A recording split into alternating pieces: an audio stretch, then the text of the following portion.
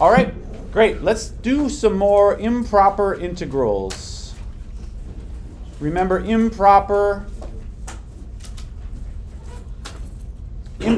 is improper means that it's got an infinity in one of the boundaries. That's usually what it means. Although actually there are other types of impropers that we're going to talk about today, but maybe I got two examples of fairly more or less straightforward ones, and then we'll talk about some sort of sneaky ones. Something like that. This is an improper integral. You can tell immediately because you see an infinity as the upper boundary. And like we discussed last time, such integrals, they typically represent areas which go on forever. Now, an area which goes on forever sometimes can actually have a finite area, or sometimes its area is like infinite. So sometimes the answer is a number here, and sometimes the answer is the integral diverges or something like that. Anyway, we should always begin by turning it into a limit, and our book likes to use the letter t for this limit. So I turn it into the lim t goes to infinity, integral 0 to t, e to the minus x squared dx. And then we just do that integral like leaving the t as a constant and take the limit at the very end as t goes to infinity. And when it comes to doing the integral, you may have to use your various integration tricks. Anybody want to suggest what the appropriate trick to do for this integral is? We do have, there's a multiplication inside, so that means you got to do something. Of course, everybody knows you can't just do each integral separately. And in any case, you wouldn't even be able to do the second part separately. Yeah?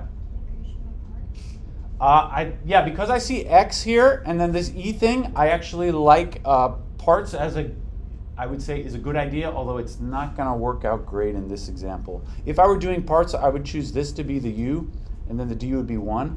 And then I would choose this to be the dv, and then I would have a problem. This is a little too complicated to find the integral of that by itself. Any other suggestions? I don't like parts here. Yeah, u sub? Yeah, I think you can just do a u substitution, which is typically simpler than. What do you want for the u? Negative x. Negative x Squared. Yes, he's right. Negative x squared, yeah. That would be the entire exponent here. So after the substitution, it's going to look like e to the u, which is an easy thing to handle. Now the du, hopefully the du will work out nicely. The du is negative 2x dx, which if I move the constant around, it'll say negative 1/2 du equals x dx. And I like this extra x here because there's an extra x inside of the integral. And so this substitution will work nicely. So I end up with lim t goes to infinity. That's just going to stay out front basically forever until the very end. The integral of, it's just e to the u times negative 1/2 du. And as usual, you could change the integration boundaries, although I would not suggest that. I would say just go all the way to the end and then put the original variable back in. So here we have to actually do the integral. I will factor out that constant. Integral e to the u du. And what is integral e to the u? It is e to the u, yeah. So this is negative 1/2 e to the u. And then we plug in the values. Now the values, I don't want to change the x values into u's. I'm going to put x's back in and then plug in the original x values. So it'll say lim t goes to infinity minus 1/2 e to the minus x squared, plugging in 0 and t. I replace the original variable before trying to plug the values in. Or you could change the values, but that's a little weird with the t up there. I find this easier. All right, and then we plug in the t, subtract, plug in the 0, and then finally take the limit at the very end. Plug in the t, negative 1/2 e to the minus t squared, minus, plug in the 0, negative 1/2 e to the 0, right? And now we need to do this limit, and then we'll be done. This part over here is actually just equal to, I guess, positive 1/2, right? E to the 0 is 1, and then this is a 1/2. What happens to this, e to the minus t squared, when t goes to infinity? when it comes to these limits, usually it's either going to be infinite or it's going to be 0. What is this one?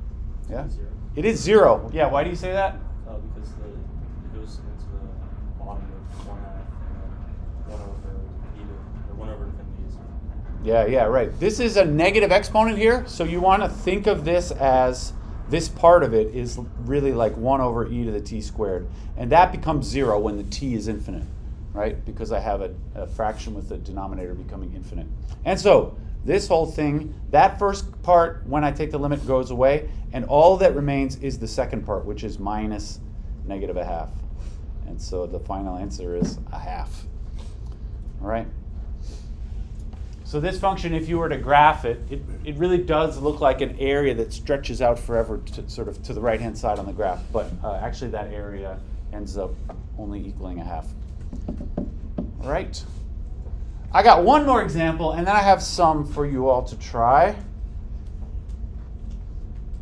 Again, this is a fairly routine, more ordinary example.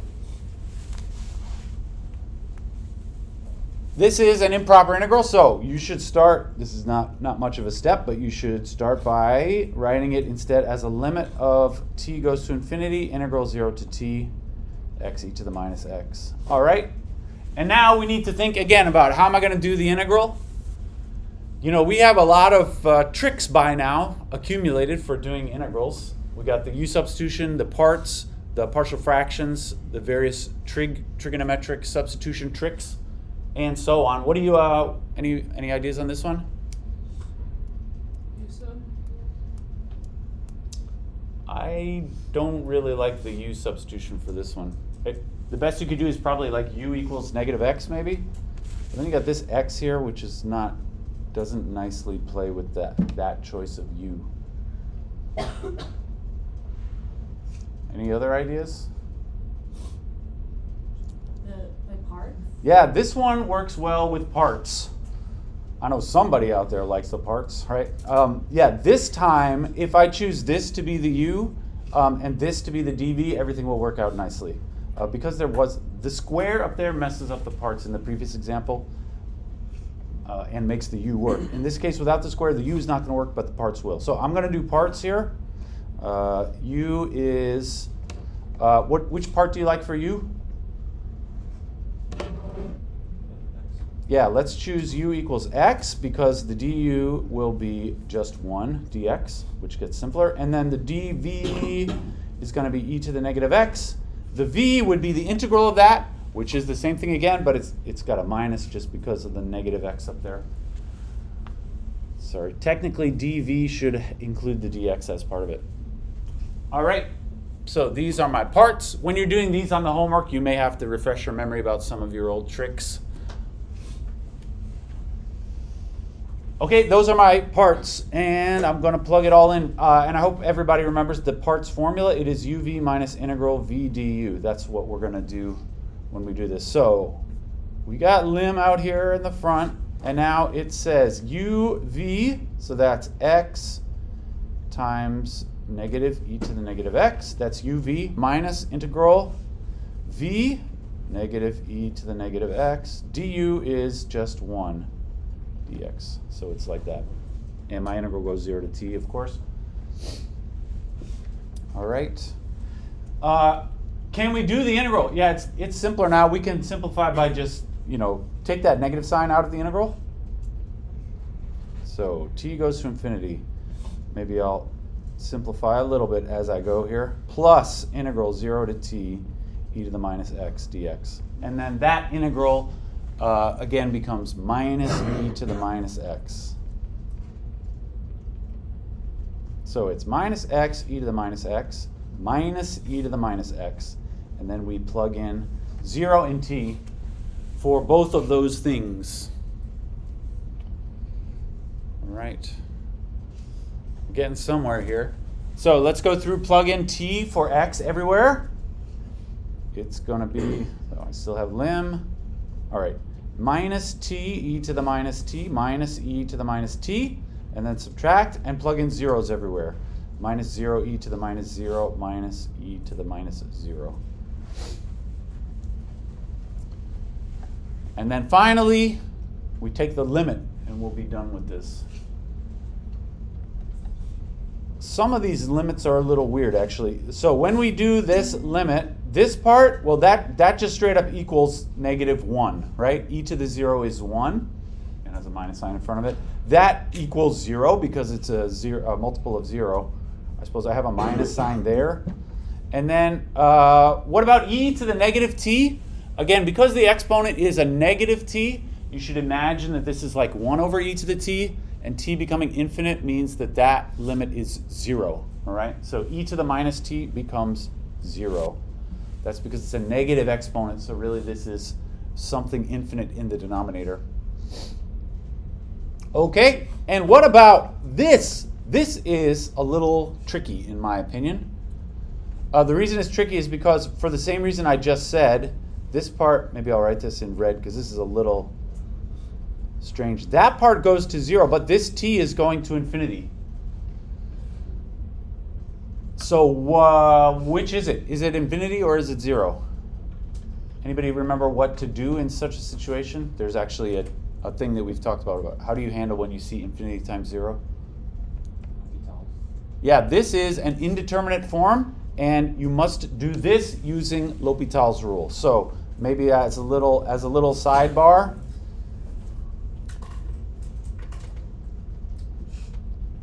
we're sort of using the whole buffalo on this one.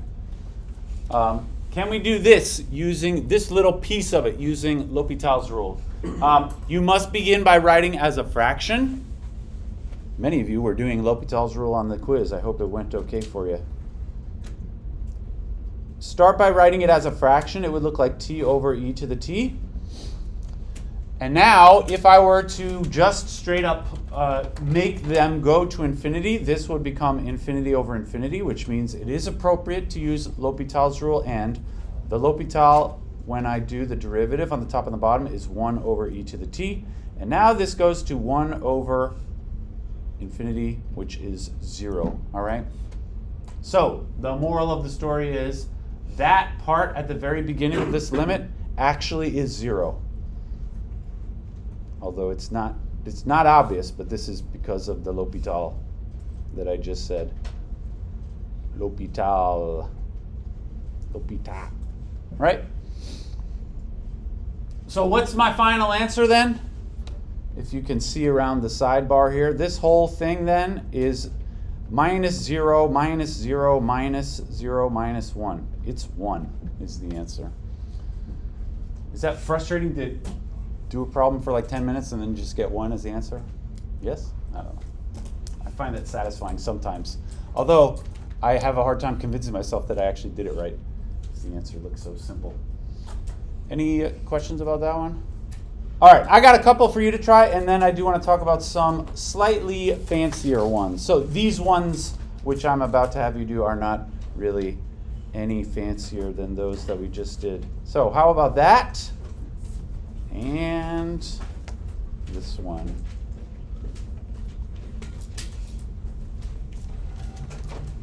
See what you think.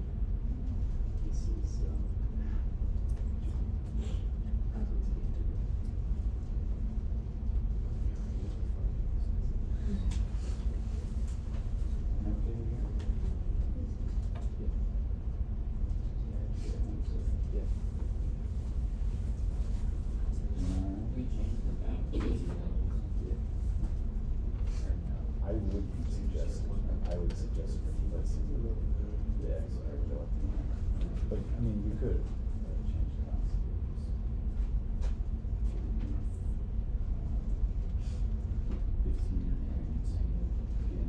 It's weird to do it. Yeah. Well, really, technically, it should be 15. But Yeah. okay.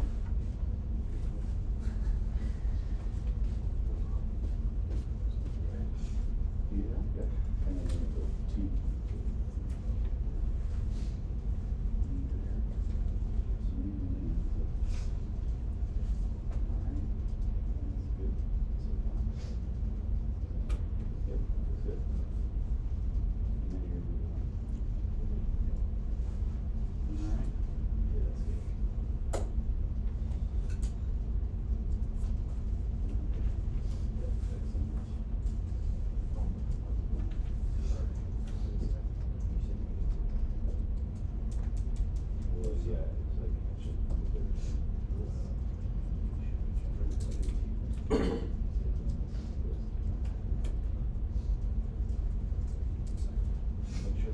What?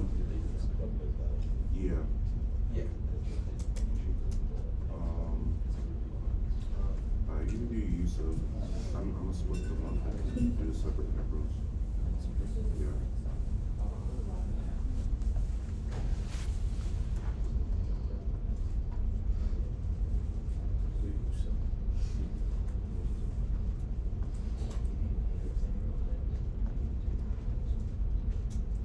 I hope everybody remembers the integral of exponential function. It goes like that.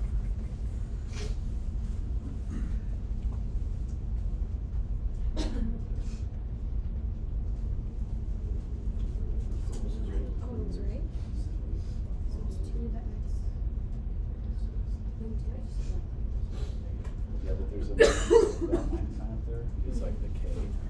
So it's 2 to the minus x. Okay. Does that mean?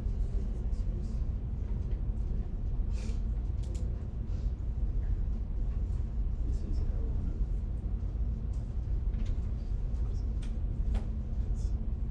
That's an 8 on there, ln 8, not ln x. We have right here. That would be a problem. Doing all right? Okay. Wait, is Ellen's on the for this? Is Ellen's on the bottom or the top? Yeah, it's on the bottom. This is the general one. Oh, okay. So just and make sure you handle the minus sign properly. Oh, yeah. There should be another. Oh, you put it there. Yeah. Is it?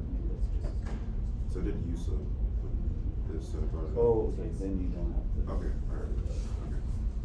That's the correct one. Still good here? Okay.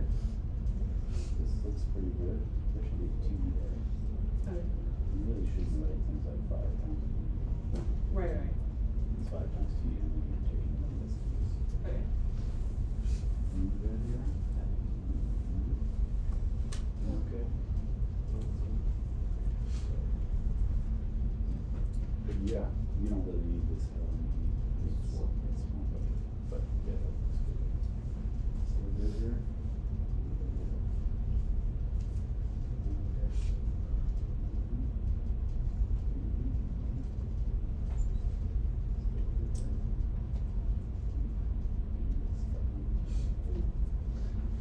So this is just, I don't think it's wrong. Think about what happens here.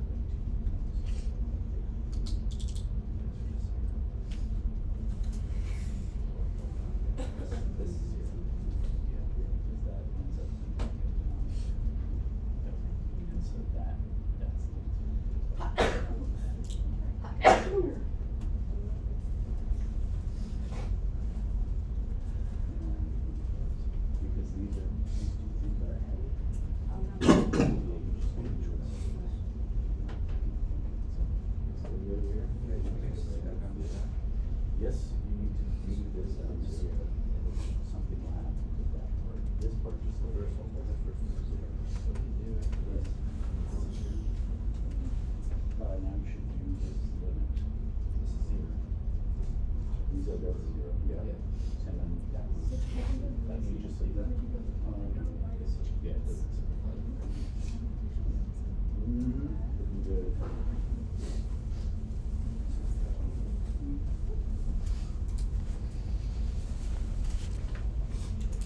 I'm going to write down my answer for the first one, which is a little more straightforward. Then we can talk about the second one.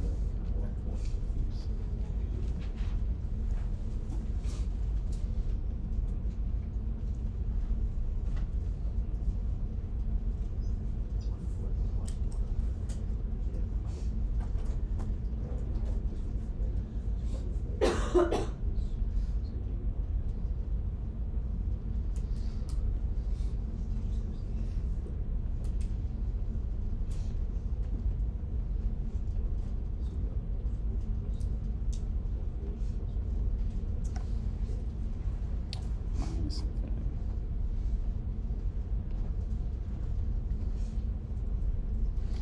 All right, let's talk about them. So the first one, pretty much everybody worked out the first one.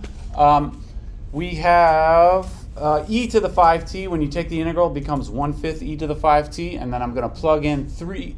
Sorry, I should have been saying x there. E to the 5x becomes 1/5 e to the 5x. I'm going to plug in 3 and t, which is going to become negative infinity. Plugging those in gives you this. 1/5 e to the 15 power, that's just some specific number, minus this 1/5 e to the 5t. And then you have to think about, when you do the limit, what happens to that? T is becoming minus infinity. So this, like we've said before, it has a negative exponent. So this is really an infinity in the denominator, which means that part becomes 0. And so the whole answer then is just 1/5 e to the 15, just this strange number. All right, as I was going around, it seemed like everybody worked that one out pretty much. Any thoughts about that one? All right, and the other one is, I guess, a little stranger, although not too bad. So this, we should, again, begin by setting it up as a limit. 1 to t, x to the minus 5 plus 2 to the minus x dx. And then you have to remember how to do this integral. It looks weird, but it's a plus in there, which means you can just do the integral of each part separately. You don't have to do any fancy u substitution or anything like that. So I go x to the minus 5 becomes 1 over minus 4 x to the minus 4. And then 2 to the minus x, if you recall the formula for integration of a logarithmic or a exponential with a different base, it's this 1 over minus ln 2 to the minus x. Not plus c, sorry. Plugging in 1 and t. All right, and then we're going to plug those in and take the limits. This step at the end, sometimes you have to use L'Hopital's rule, although not in this case. Everything works out nicely. 1/4 t to the minus 4 plus 1 over minus ln 2 t to the minus, 2 to the minus t, and then subtract, plug in 1 over negative 4th plus 1 over minus ln 2 times 2 to the minus 1. So that stuff in the parentheses over there is just going to stay like it is when we do the limit, but the things on the beginning, we have to take the limit. And again, because the exponents are negative, this is an infinity in the denominator, which becomes 0, and 2 to the minus t also is going to be an infinity in a denominator, which becomes 0. So my whole answer is just that second bit over there, 1/4 plus 1 over 2 ln 2, if you want to put things together a little bit. That's what I got. Any thoughts and prayers about that one? All right, great. Great, let's talk about some sneaky ones. There are some sneaky ones sometimes. This is not what the book calls them. I don't think the book has a cute name for this, but I'm going to call this sneaky improper integrals. That is integrals which are improper, but not obviously. Just by looking at them, they look more or less ordinary, but you realize upon further reflection that they are actually improper. So what's improper is that the area region goes on forever. That's what makes these things improper integrals, because we are talking, like if you have an integral from 5 up to infinity, what you're talking about is a region on the graph that you're measuring the area of, and that region goes on forever to the right. It is possible to have regions that go on forever even if you don't put infinities in the boundary of the integral. For example, something like this, -1 to 3, 1 over x dx. The integral from -1 to 3 of 1 over x dx. Now, if you don't know any better, you might be tempted. Don't write this down, because this is not correct what I'm about to write. But if you are a foolish person, a foolish man would just try to immediately do this, make it natural log absolute value x, which becomes immediately natural log absolute value 3 minus ln absolute value minus 1. And a foolish man may feel good about, oh, it's a good thing I remember to put those absolute value signs. Usually I don't put them, but actually it matters sometimes, because you can't do the log of a negative number, of course. This is just ln 3 minus ln 1. ln 1 is 0, so that's ln 3, all right? I'm here to tell you that is the wrong answer. Anybody see what's wrong with this? Actually, you won't figure it out by looking at these. I didn't like intentionally make a little mistake here. I may have unintentionally made a little mistake, but that's not the problem. Yeah? The bounds include 1 over 0. Yeah. She says the bounds include 1 over 0. If you think about what this area represents here, this integral represents the area under the curve of 1 over x, which looks like this, right? And it's going from -1 to 3. And so what I'm talking about is this area and this area. And you can see, if you think about it on the picture, or if you think about the picture, this is some kind of infinite area, right? I don't know if it actually measures as infinity, but it is at least an area which goes on forever up here and down here. Okay, so even though neither of these boundaries are like literally, it's not written as infinity, there is still a part of the graph where the area stretches out forever in one or the other direction. All right, so this one is an improper integral, even though it doesn't look like it, and that's why I called it a sneaky improper integral. So the real problem here is, the issue is, we tried to integrate through a vertical asymptote, a vertical tote, or that vert ass, as they say sometimes.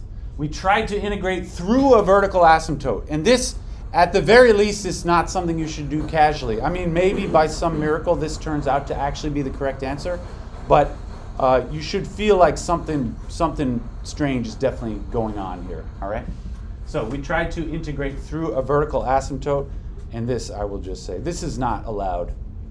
I mean, if you want to get technical about it, the reason that you can do this by plugging in these values to the antiderivative is because of the fundamental theorem of calculus.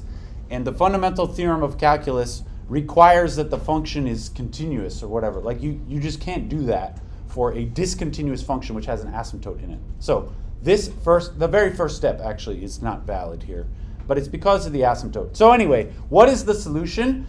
So as with the other more ordinary types of improper integrals, we fix this, or we handle this. This is the proper way to handle it.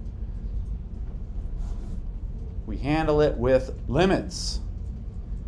All right? So the way, in the other examples, instead of trying to like plug in the infinity, we turn that into a variable and then take the limit as t goes to infinity. And the same idea is what we do here, although this time the problem value is 0.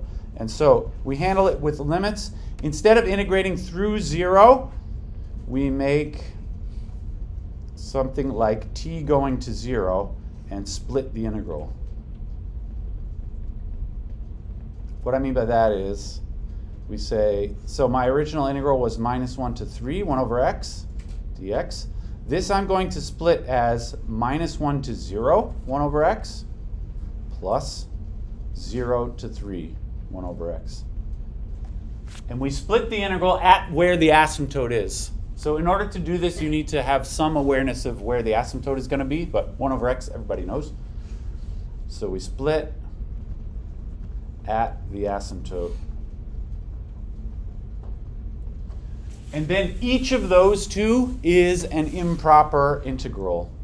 And so this I turn into, well, let's just do them sort of one at a time here. This one is lim t goes to 0, integral -1 to t, 1 over x dx.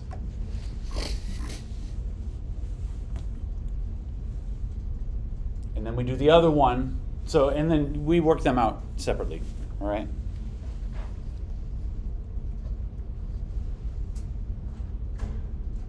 This one here would become lim t goes to 0, integral t to 3, 1 over x dx, all right? You have to do them separately and then add the two answers together. What that means, unfortunately, is now, like from now on and for the rest of your life, whenever someone asks you to do a definite integral, even if you don't see an infinity there, you have to check to make sure that it's not one of these improper integrals in disguise, right? You have to make sure that it's not integrating across an asymptote.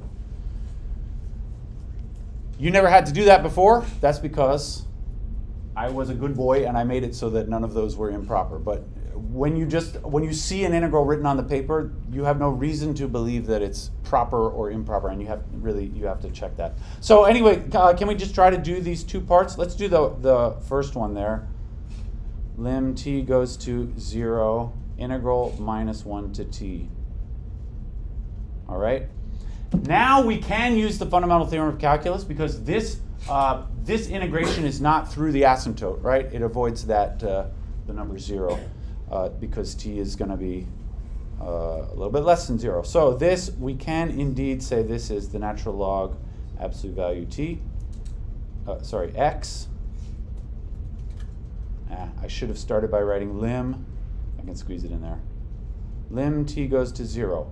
Natural log x, plugging in -1 and t. This is lim t goes to 0 of ln absolute value t minus ln absolute value -1.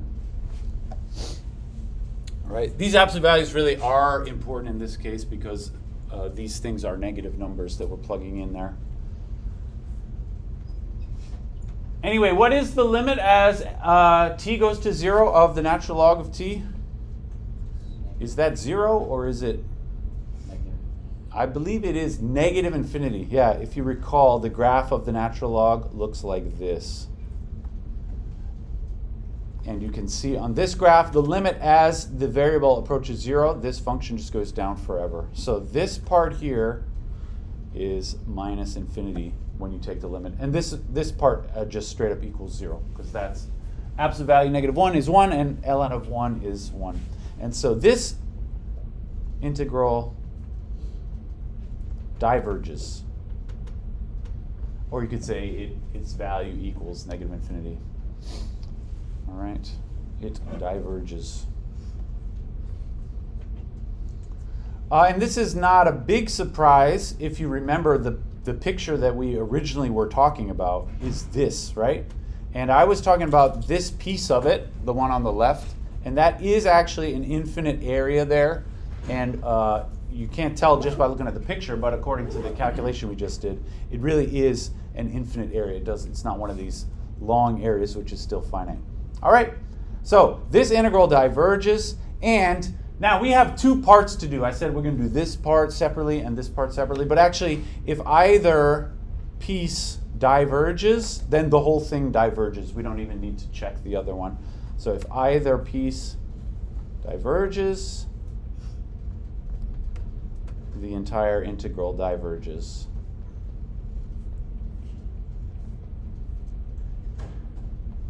All right, so my final answer is integral minus 1 to 3, 1 over x dx, diverges. If you go through the details, actually, you will see the other half also diverges in this case. But this is what happens for that example. All right. I got one more of these slightly weird ones, and that will do it for the improper integrals. And maybe I'll give you a little taste of what we're going to do next time. All right, one more improper integral. This again is one where you might not realize that it's improper until you try and work it out.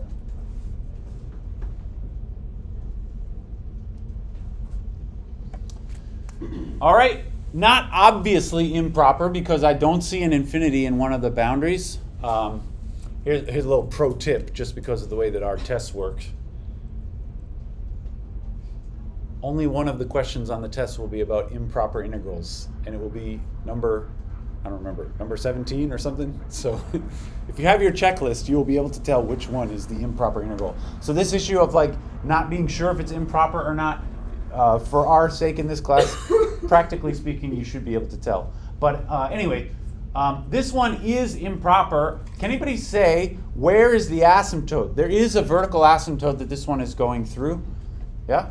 X equals 2. Yeah, it's at x equals 2. Vertical asymptotes, generally speaking, occur when the denominator equals 0. So this one has a vertical tote. Come on now. At x equals 2. That makes the denominator 0. And so, in order to evaluate this, we need to split it up at that point. So this here, I'm going to split as 0 to 2 of this business, dx, plus integral 2 to 5 of the same stuff. All right, and we're going to do each integral separately. If either one diverges, you just say the whole thing diverges. But if both of them converge and give you some number, you would add those two numbers together. So let's do the first one, the left one. 0 to 2, 1 over cube root. Would you mind? So instead of cube root, I think it's better to write this as 1/3 power. And it's in the denominator, so I'm going to write it as a negative 1/3 power. Which just makes things a little easier to deal with. All right. And the asymptote is at the 2, right? The 2 is where the asymptote is. So when it comes to thinking of this as an improper, I'm going to make this lim x goes to 2 lim t goes to 2, integral 0 to t, x minus 2 to the 1/3 dx. How shall we do the integral? Any suggestions here?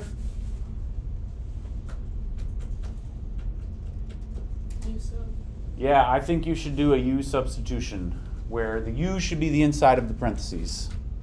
This is a fairly straightforward u substitution. U is x minus 2, the du is just 1 dx, right? So you don't even have to do anything funny with the du's. So this is going to be lim t goes to 2, integral u to the 1/3 du. No funny business with the du's. Right? Do the integration. So u to the 1/3 becomes, I increase the power by 1, so it becomes 4/3 and a 3/4 in front. So the other way around. 3/4 u to the 4/3, right? And then we're going to evaluate, but before plugging the values in, I should put x back in. So lim x t goes to 2. It's going to be slightly confusing when you have two different variables in there. Like this. Am I doing all right? Is there something wrong? 2/3. Yeah, it's, 2/3? Is it negative 1/3 and then you're adding? Yeah. 1/3 is one. Oh, it was negative 1/3. I wrote it positive the whole thing. Sorry about that. You are right. They are right. Everybody is right except me. So yeah, negative 1/3, I add 1, it becomes positive 2/3, and that means this coefficient is 3/2. Sorry about that. That's what it says on my paper. I should have looked at my paper more. I'm just going off the dome here, as they say. All right. Off the heezy. Plug in the t and the 0, right? And that should do it. And hopefully we'll be able to do this limit. Lim t goes to 2. 3/2 t minus 2 to the 4/3 minus 3/2 0 minus 2 to the 4/3. Me 2/3. 2/3. 2/3 in the exponent. Yeah, what? Oh, I didn't fix that last one. Sorry. 2/3. 2/3. 2/3. 2/3. Okay, great. And what about this lim as t goes to 2? So this part here is whatever it is. That's just a number. This is what you should be focused on. What happens here when t goes to 2? I think it's just 0. No funny business. It's just 2 minus 2. You can just straight up plug the 2 in. You get 2 minus 2, which is 0. So this part becomes 0. And the rest of it is just that number over there, which is negative 3/2 times negative 2 to the 2/3.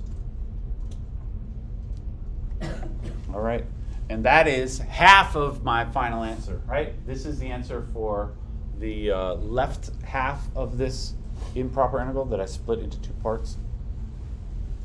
And then we also need to do the right half. Fortunately, it's the same integral, so almost all of the other parts, so this is going to be the right side, almost all of this will be the same. But this one goes 2 to 5 of that function.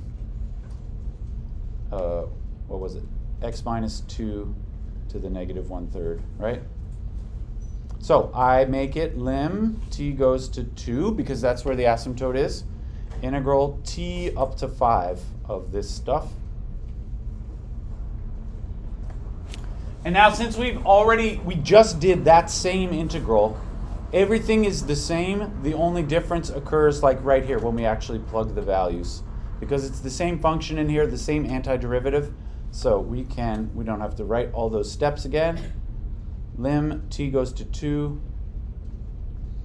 The same antiderivative. It is 3/2 x minus 2 to the 2/3.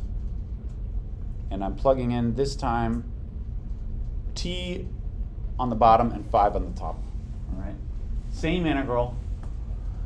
And when you're doing this on your tests or whatever, I would expect you to not write all the steps again. It's the same integral again. And plug them in. We get lim t goes to 2. 3/2 of 5 minus 2 to the 2/3 minus 3/2 t minus 2 to the 2/3. And we do these limits. The first part there is just a number, so that stays like it is. The second part, again, just like before, t approaching 2 makes this 0, and this whole thing just equals 0. So that part is 0. That first part is whatever it is. It's 3/2 times 3 to the 2/3. 5 minus 2 is 3. All right. So my final answer is the sum of these 2 parts, what you see. I don't know if you can see them all at once. All right, so my final answer then. So integral, what I start with, 0 to 5 of this function, 1 over cube root x minus 2. Even though it goes through the asymptote, this one actually does have a specific area, and it is minus 3/2, whatever that first one was.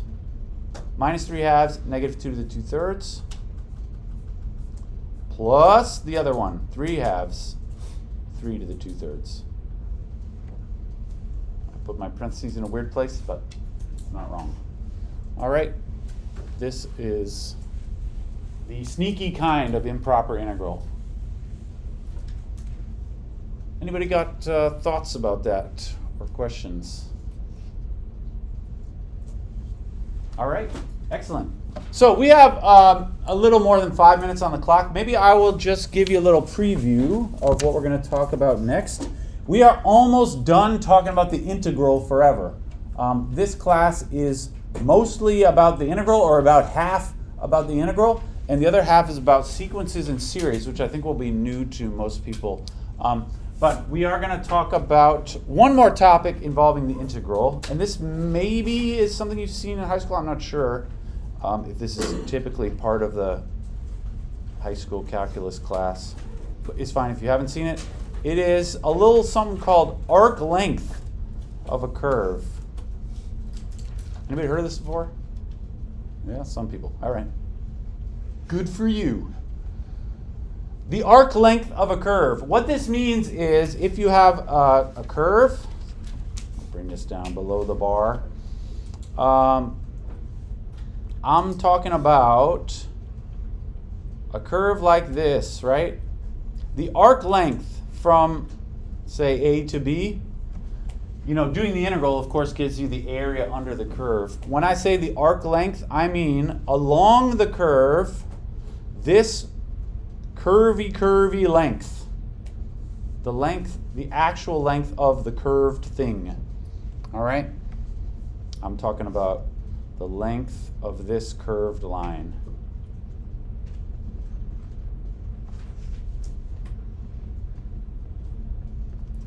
All right, this is a weird thing to talk about in like I would say in the context of calculus.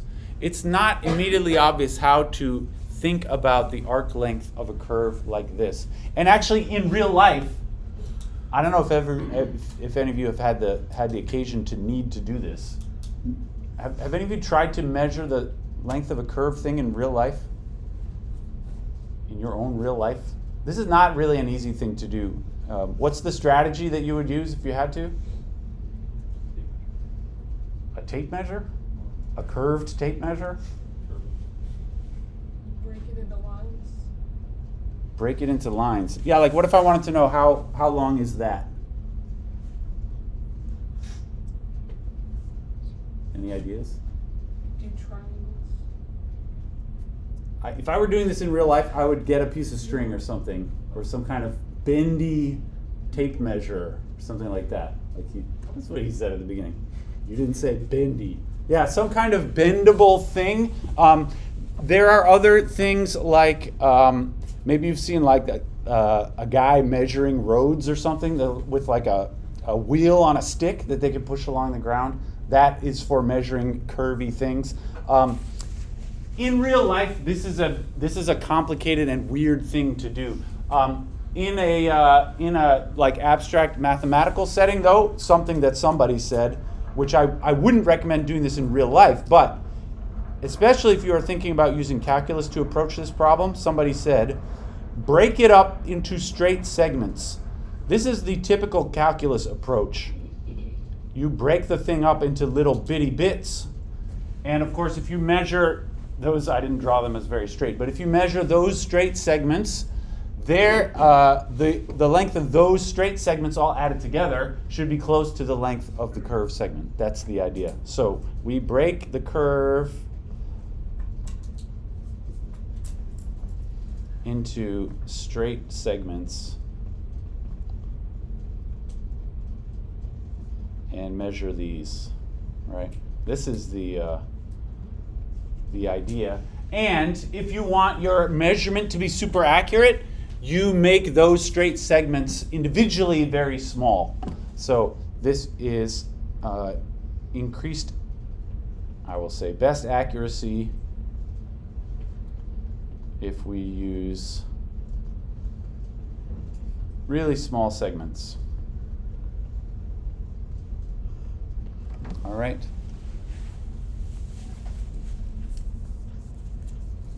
I wanted to talk about, I think we can work this out in 3 minutes. Let's say I want to be a little more specific about this. Let's say I'm just going to keep drawing this picture again. Let's say this is a curve, and here's my, I'm going to think of this as dividing Rather than splitting the curve into a bunch of straight segments, it's equivalent if I just divide the domain into evenly spaced bits, and I will call each little width like a delta x or something. And then this I can use to make points up here and connect them with straight lines, right? This is the strategy. Now, can we say specifically what actually is the length of one of those straight segments? So a straight segment, you know what? I'm deciding that I can't do this in the remaining 2 minutes. Maybe we should just leave it at that. This is what we're going to get to. We'll start off next time.